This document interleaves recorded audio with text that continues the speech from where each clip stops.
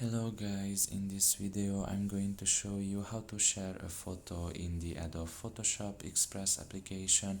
The first thing you need to do is enter the app. Once you are done with that and you are in the home page, you can just look in the top of your right corner and there you will find the share symbol.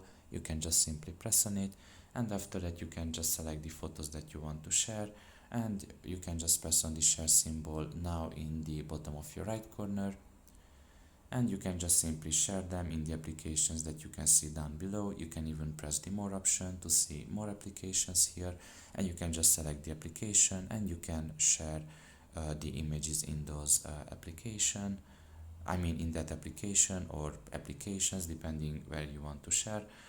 And another method is, if you want to share like only one specific image, you can just press on that image.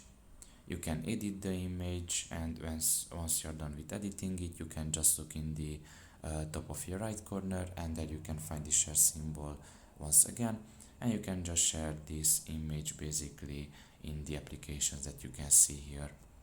So that's pretty much it really. I hope this video was helpful to you. Thank you for listening and see you next time. Bye bye.